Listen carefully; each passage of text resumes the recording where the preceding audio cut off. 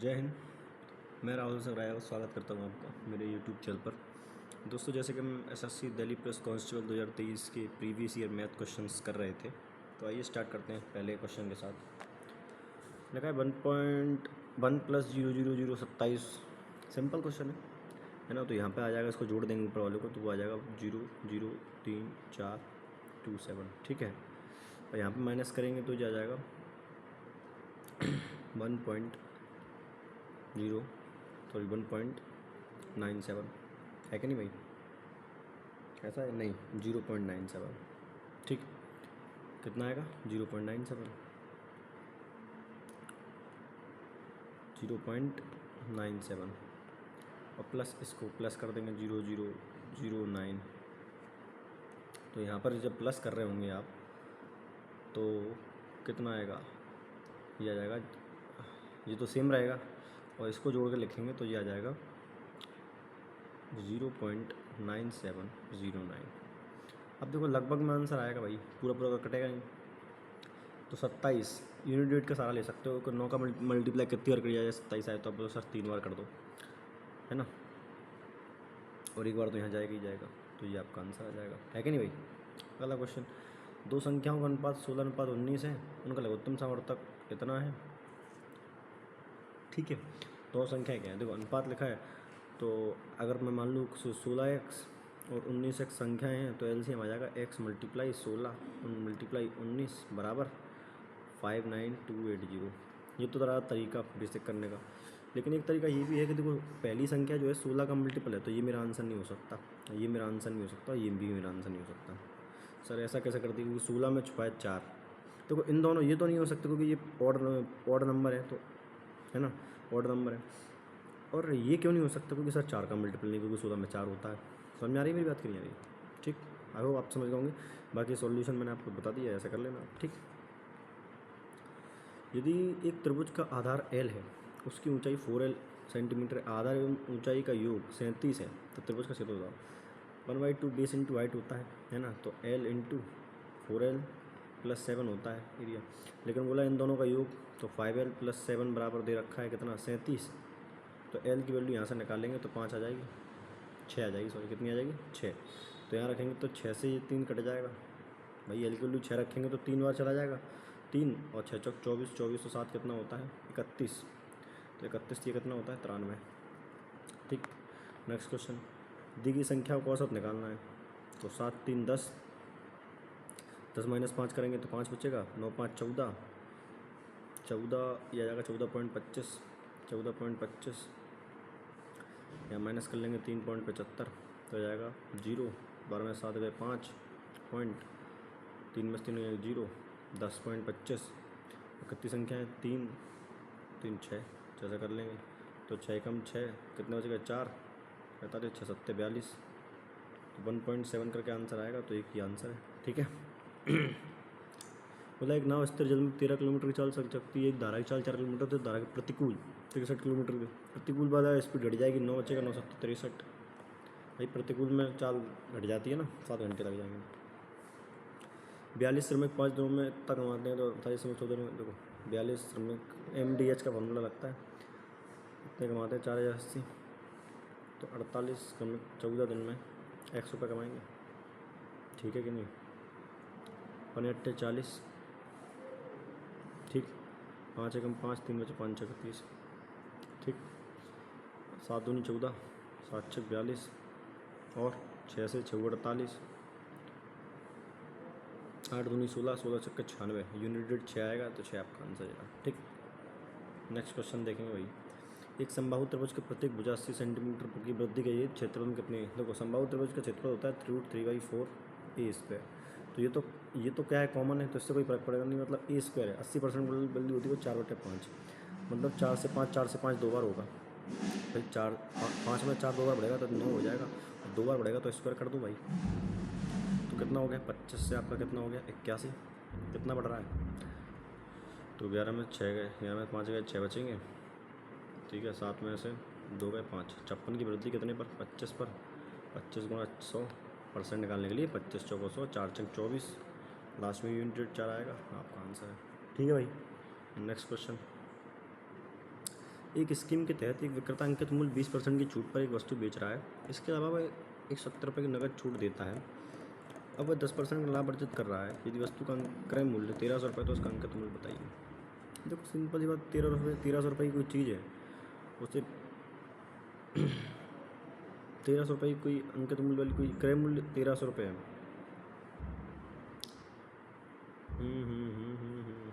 भाड़ में जान दो। देखो मूल्य के बाद में देखेंगे, ऐसे करते हैं। देखो कहाँ गया पेन, कहाँ है? हाँ, एक स्कीम का 20% छूट देता है। मान लो कोई 100 रुपये की चीज़ 20% मतलब 4/5 की बेच रहा होगा, ठीक है। इसके अलावा 170 रुपये की नकद छूट देता है, वो 70 रुपये की नकद छूट दे देता है, 170 रुपये का और ले जाओ, ठीक है। अब बोला है तो इतने में दे रहा होगा। वो बोला है कि अब वह 10% लाभ अर्जित कर रहा है। 10% लाभ अर्जित कर रहा है तो भैया 1300 रुपये पे तो 10% लाभ अर्जित करेगा, यानी 11/10 की बेच रहा होगा। ये भी आपका क्या जाएगा, ये दोनों सेम हो गई कि नहीं हो गई भाई? ये भी सेलिंग प्राइस आ गया, ये भी सेलिंग प्राइस है, दोनों सेम हो गए। बस अब क्या सॉल्व कर दो। कुछ कट गया क्या? अरे कुछ कट गया, देखो बस अब सॉल्व करना रह गया है। तो 0 से 0 कट गया, तो 0 3 4 1 170 माइनस कर लेंगे, इसमें से प्लस करेंगे, सॉरी। तो 1500 1600 हो जाएगा। 1600 बराबर x इंटू 4/5, तो 4 चौक 1600, 2000 रुपये आंसर, ठीक है। समझ में आ गया ना? 4 चौक 1600 और 4 पंच 20, 2000 रुपये आंसर आ जाएगा। कोई दिक्कत तो नहीं होनी चाहिए वैसे।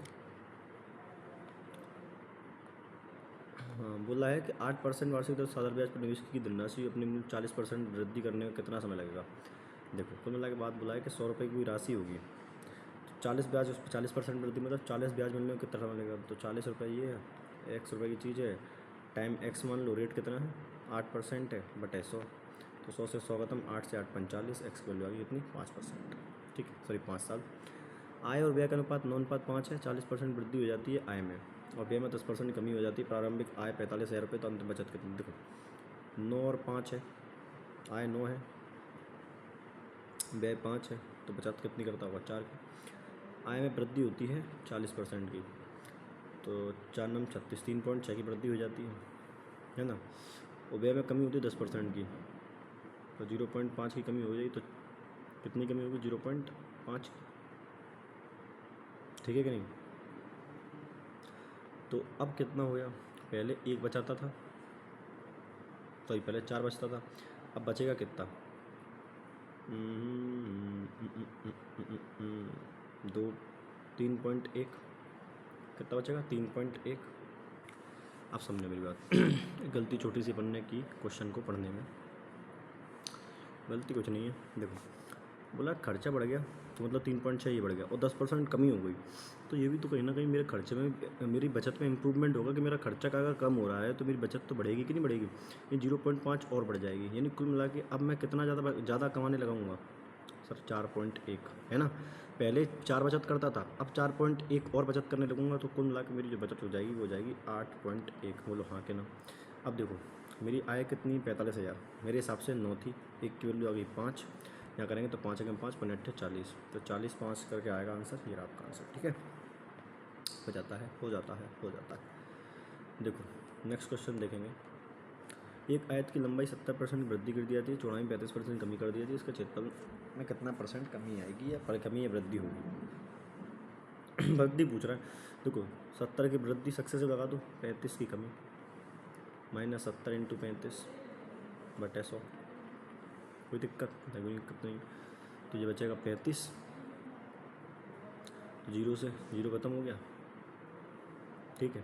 तो 7 पंचा 35, हंसलाई 3 और 7 21 3 24, ये आ जाएगा 24.5। तो देखो 0.5 तो आना ही है, 23 घटाओ कितनी बचेगा, 34 ही बचेगा, तो कुल मिला के आ जाएगा 10.5, है ना। ये आपका आंसर है भैया। चलो इस क्वेश्चन को देखेंगे। 15 20 60 यहाँ तक होता क्वेश्चन, कोई दिक्कत नहीं थी, एलसीएम वाले लेते। तो ऐसे क्वेश्चन में क्या करो, एलसीएम ले लो पहले, नीचे वाली संख्या खत्म करो। तो यहाँ पर 60 तक, तो 60 अगर मैं एलसीएम लेता हूँ तो 5 तो आ जाएगा, इस 35 का 5 तो आ जाएगा, लेकिन 7 रह जाएगा, तो एलसीएम मानना पड़ेगा 60 × 7। क्या मानना पड़ेगा 60 × 7। अब लिखते जाओ, 8/15 का निकालूंगा मैं, तो 15 चौको 60, 4 8 32, 32 इंटू 7 करूँगा तो 7 दूनी 14, असला 1, 7 21 और 1 22, तो 224 पहले में आ जाएगा। दूसरे को सॉल्व करूँगा तो 19/20 है ना, और ये आ जाएगा 60 इंटू 7, तो 20 तिया 60, 19 तिया 57, तो हो जाएगा 7 7 49, 7 5 35, 4 39 है ना। तीसरे में देखो 60 से 60 कट जाएगा तो 7 21, असलाई 2, 7 21, असलाई 2, 7 14 2 16, 161 आ जाएगा। चौथे को सॉल्व करने जाऊँगा, यहाँ 35 करता हूँ पहले, है ना, इसको भूल जाओ, यहाँ 27 है, ठीक है, लेकिन तो 7 से 5 बार 35 और ये 12 बार, तो 12 7 84, असलाई 8, 12 दूनी 24 और 8 कितना होता है 32, 324 आ गया। अब देखो किस क्रम में लगाना है, आरोही मतलब बढ़ते क्रम में, सबसे बड़ा सबसे लास्ट में आएगा 339,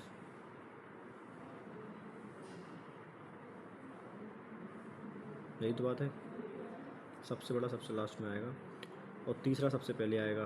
तो 23/60 कहाँ है, केवल इस ऑप्शन में नहीं है, तो इसको हटाओ, ठीक है।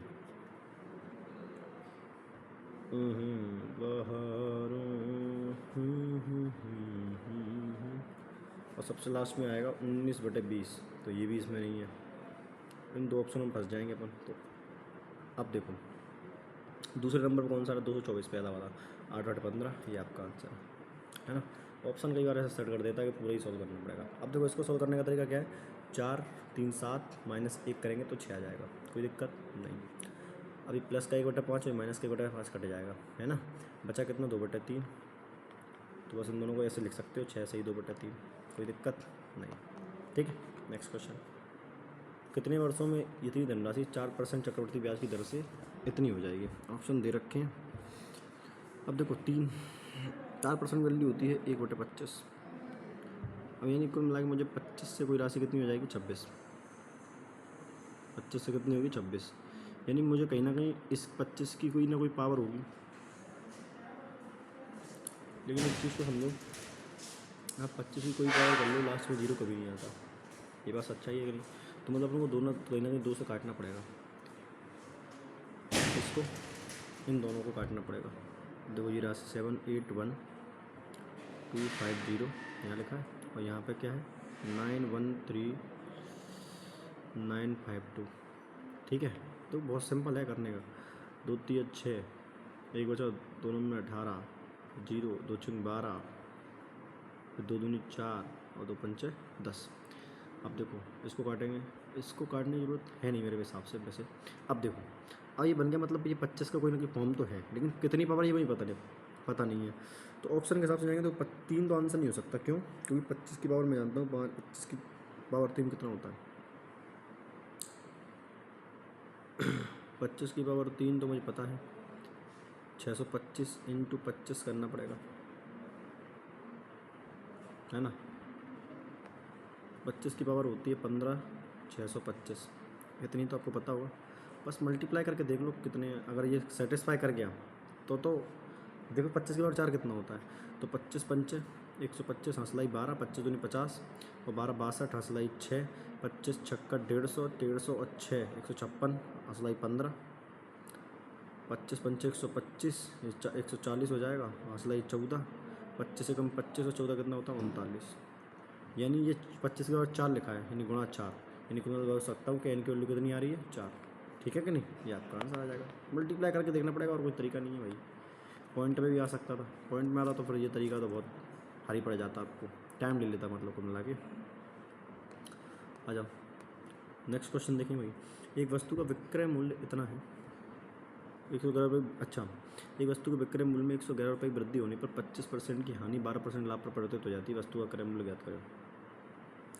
जैसे माने चलो कोई वस्तु ये है, उस पर क्या हो रहा था कि 25% की हानि पे बेची जा रही थी 4/5 में, लेकिन क्या किया गया, अब जब उसको उस वस्तु में 111 रुपये की वृद्धि कर दी जाती है ना, 111 रुपये उसमें बढ़ा दिए जाते हैं,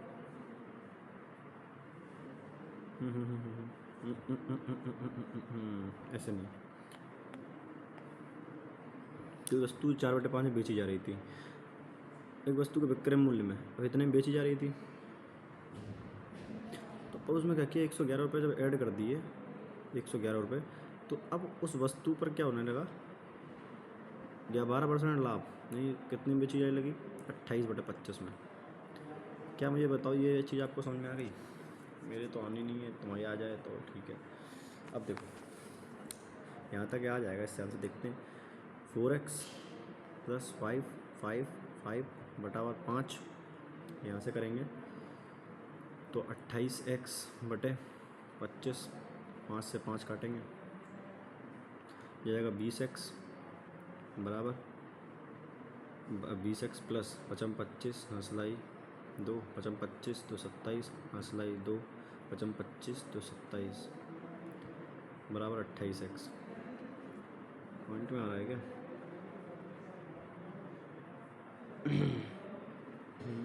क्या दिक्कत वस्तु, अरे यार देखो 4/3 होगा ना यार, इधर 3/4 लेना पर 25% 20% लिख के बैठे हैं, देख रहे हो मूर्खता हमारी। चलो आ जाओ, कोई बात नहीं। एक वस्तु x है, 3/4 में बेची जा रही है, 111 रुपये उसको दे दिए।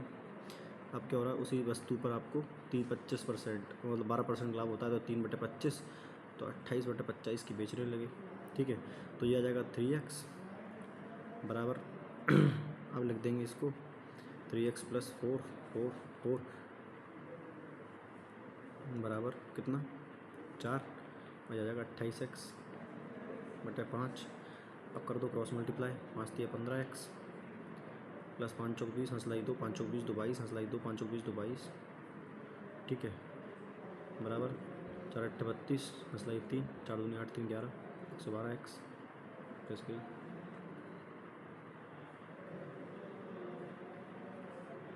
नहीं 28, अरे यार 25 है, सॉरी 25 है, 25